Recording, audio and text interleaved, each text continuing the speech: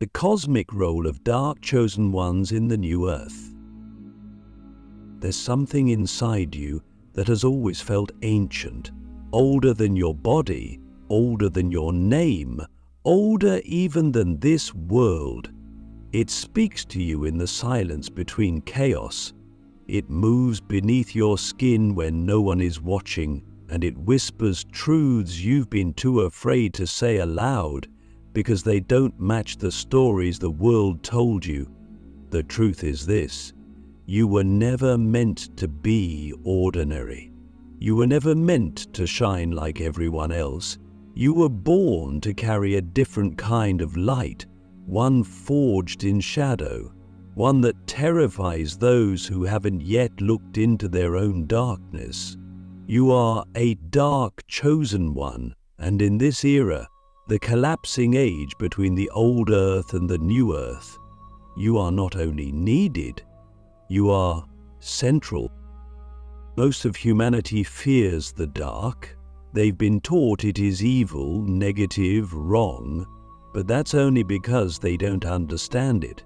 The dark is not the absence of light, it is the womb of light, the soil from which light grows.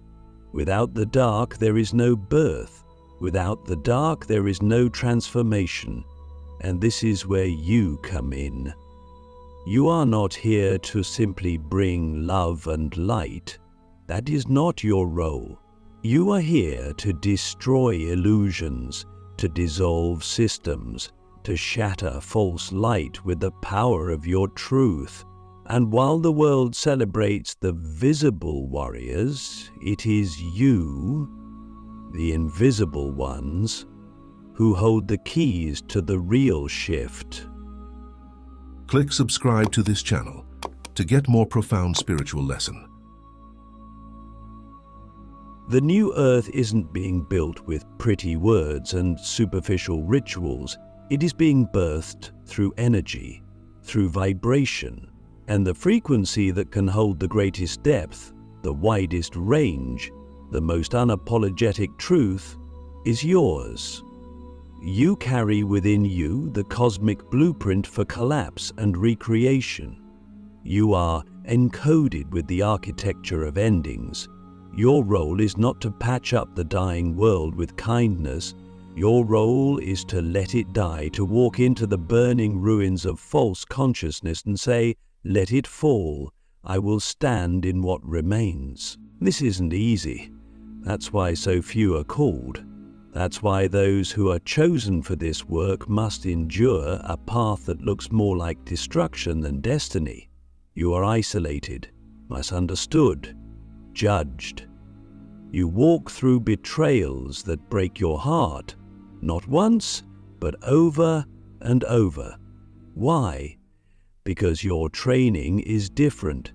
The universe cannot allow you to be dependent on the approval of others. It must remove every crutch, every illusion of safety, because your power will not come from being loved. It will come from standing alone in truth and still choosing to speak. You might be asking, why me? And I'll ask you this, why not you? You've survived things that would have shattered others. You've heard the call since childhood. You've always known there was something bigger happening, something beyond the noise. You see what others pretend not to see. You feel what others suppress. You carry the emotional weight of rooms you walk into. You've looked at suffering, and instead of turning away, you leaned in. That is not weakness. That is sacred preparation. You are not broken. You are built for this. You don't heal through denial. You heal through confrontation, through ripping off the mask and showing people what's underneath. And it scares them, because your presence speaks to their forgotten parts. Your gaze calls their shadows to the surface. That's why people are drawn to you and afraid of you at the same time. That's why they copy your energy but run from your truth. That's why they come to you for guidance but hesitate to face what you reveal. It's not personal. It's vibrational. You are a catalyst, and catalysts aren't meant to be comfortable. They are meant to ignite. And in this new earth, comfort is no longer sacred. Truth is. Frequency is. Alignment is. The old world was built on control, hierarchy, and illusion. The new earth will be built on resonance. And here's the secret most don't want to admit. It's the dark chosen ones who will make this possible, not because they are superior, but because they've already walked through what everyone else is about to face. Collapse, grief, ego death, soul awakening. You have lived it all. And now you are being asked to lead, not from ego, not from spotlight, but from embodiment. But first, you must fully accept what you are. You must stop comparing your path to those of the light workers. You are not here to comfort the world. You are here to challenge it. You are not here to be universally loved. You are here to be remembered by those who are ready to awaken. And your awakening will not look beautiful. It will look like a storm clearing centuries of spiritual debris. That is the true work of the Dark Chosen One. Not to destroy for the sake of destruction, but to create space for something real to grow. Now I ask you a question only your soul can answer. If you stopped fearing what your darkness makes others feel, who would you become? The Temple of Fire. Why the Dark Chosen One must burn first before they lead. Before a Dark Chosen One is ever allowed to lead, they must burn. Not once, not quickly, but over and over in ways that leave no part of the old self intact. The fire doesn't ask permission, it consumes. It takes your attachments, your labels, your fantasies of how this path was supposed to feel. The fire doesn't care what you thought you would become. It only cares about what's true, because if you are to carry the weight of dismantling illusions at a global scale, you must first be purified of your own. And that's what most people don't see. They think power is given. But the real power, the kind that shifts timelines and realigns destinies, is earned in flame. No one becomes a Dark Chosen One because they want to. You don't volunteer for this. Your soul was signed up before you ever understood what it would cost. You wake up one day and realize the fire has already begun. Your relationships collapse. Your beliefs shatter. Your sense of self disintegrates.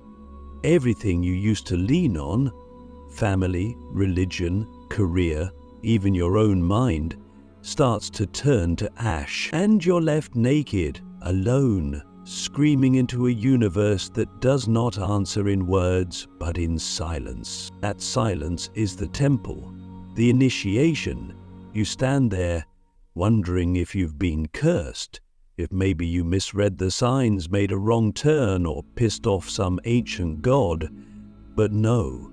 You were chosen to burn, because the false parts of you had to die before the real ones could rise, because this world does not need more masked leaders, it needs those who've already lost everything, who no longer have anything to protect or pretend. Those are the only ones who can carry the fire without abusing it.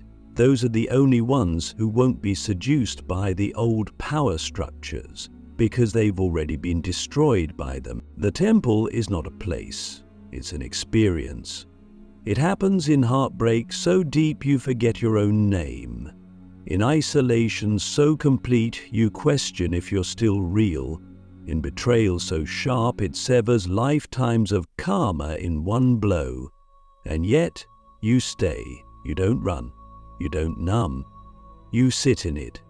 And little by little something impossible happens. You begin to see clearly, not because someone gave you answers, but because your pain carved space inside you wide enough to hold cosmic truth. The world tells you to avoid pain, to fix it, escape it. But you were built to walk into it, to understand it from the inside. And when you do, when you finally stop resisting and surrender fully, that's when the fire becomes your ally. That's when it stops consuming you and starts refining you. You begin to notice something sacred. While everyone else is running from the dark, you are learning to listen to it. While others need light to feel safe, you are learning to see in the dark. That's what makes you different. That's what makes you dangerous to illusion, to manipulation, to anything not rooted in truth. You don't need permission to lead, you need purity of frequency, and fire is the great purifier. Once you've walked through it, you no longer vibrate like a seeker, you vibrate like a pillar, unshakable, uncompromising. And that's exactly what the new earth needs. Not saviors, not saints, but souls who have died and come back awake. Souls who carry the codes of collapse and rebirth in the same breath. But don't expect applause. The world won't celebrate you while you're burning. They'll call you lost, too intense, too emotional, too angry. Let them misunderstand, let them project, because all the while your frequency is becoming sharper, stronger, cleaner. You are being turned into something ancient, a force that remembers what humanity forgot. You don't need their understanding, you need your own alignment. The leadership of the Dark Chosen One doesn't look like command, it looks like embodiment. It's when your presence alone begins to awaken people just by being in the room, not because you try to lead, but because your vibration refuses to lie. That's the kind of leader the new earth is calling for. And you don't find them in seminars or on stages. You find them in the ashes, rising. So now, ask yourself with terrifying honesty, what if the fire in your life wasn't a punishment, but an invitation to become untouchable in truth? What if you were never being destroyed, but remade into something this world has never seen? The architects of collapse, why dark chosen ones are assigned to break what the light cannot touch. There are structures in this world that do not fall with light. No matter how much love you shine, how many affirmations you recite, how many prayers you whisper, some things remain standing. Systems built on fear, on control, on distortion, these do not dissolve gently. They do not yield to compassion. They require something else, a different kind of force, a frequency the world rarely understands and often fears. That force is you. The Dark Chosen Ones were never designed to repair the old world. They were sent here to end it. And that's the part most people aren't ready to hear, because we've been conditioned to think that change always looks peaceful, that spiritual work must be beautiful, that healing should be soft and kind and digestible.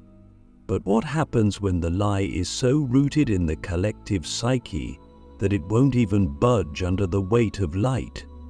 What happens when truth has been buried beneath centuries of spiritual gaslighting and surface-level love? That's when you arrive, not as a destroyer, but as a disruptor, as the one who pulls back the curtain, not with permission, but with clarity so sharp it cuts. You are assigned to the roles others run from. You walk into rooms and say what no one else will. You stand in spaces where others crumble. And what terrifies people most isn't your intensity, it's your accuracy. You say things their souls know are true, but their egos haven't made peace with, and so they label you dark, angry, harsh, dangerous, and in a way, they're right. You are dangerous. Not to people, but to illusion, you are a walking apocalypse for false identities, a living demolition for everything not built in alignment with divine truth. The reason you've been through so much pain is because you had to understand collapse, not conceptually, but intimately. You had to lose what you thought mattered. You had to be stripped of safety, belonging, identity, until all that was left was raw soul. Because only from that place can you be trusted with the assignment of sacred destruction. This isn't chaos for chaos's sake. This is cosmic surgery. You are the scalpel in the hands of the divine, and where the light cannot reach, where trauma is buried too deep, where shadows hide behind false smiles, you are sent. The world is addicted to image, to spiritual branding, to curated ascension. And most light beings, despite their good intentions, are trapped in it too. Their frequency is high, but often fragile. They avoid conflict. They soften truth to be palatable. They hesitate when the energy gets dense. But you, dark chosen one, you move straight into the density. You see the lie before the lie even speaks. And you don't ask it to change, you dismantle it. This is your role in the new earth. Not to be liked, not to be worshipped, but to reveal what must fall. The structures of false power, the illusion of spiritual hierarchy, the energetic parasites that dress up as light but operate in manipulation. You don't expose them with blame. You expose them by existing in a frequency that cannot be fooled. You are a mirror forged in shadow, and when people look into you, they see themselves. This is why you've often felt like a problem, like you were too much for others, like your presence made things heavy. That's because you were meant to shift energy, not just soothe it. Your body remembers what others have forgotten. Your intuition speaks in languages older than civilization, and your presence is disruptive because it's free. And freedom is terrifying to those still in cages of their own design. So how do you live this role without collapsing? How do you continue dismantling what no one else dares to touch without losing your soul to the weight of it? You stay grounded in why you were sent. You remember that your path is not for applause, but for alignment. You learn to rest without shrinking. You master solitude without spiraling. And most of all, you stop explaining yourself to those who are not ready to see. Because you don't need to be explained. You need to be embodied.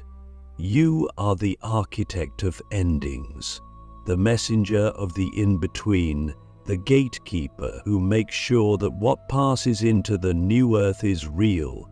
And that means some things must break in your presence. Let them. That's the point. So I ask you now, with no filter, what are you still trying to hold together that was never meant to survive your awakening? What are you still pretending to fix that was designed to fall when you stepped in? The return of the primordial ones. Why dark chosen ones are carriers of ancient blueprints for the future Earth. There is a reason your power feels older than your name. A reason your wisdom didn't come from books, teachers, or ceremonies, but from pain, silence, and the endless, soul-breaking process of remembering. You didn't learn your truth, you reawakened it, because you are not just a product of this timeline, you are a return, a re-entry, a reactivation of something the earth has seen before but buried out of fear. You are one of the primordial ones, ancient souls who stood at the threshold of previous worlds and watched them fall. You carry blueprints not just for survival but for regeneration, And now that we are at the tipping point again, you have returned, not as a savior, not as a prophet, but as a reminder. You don't belong to any single tradition, lineage, or tribe.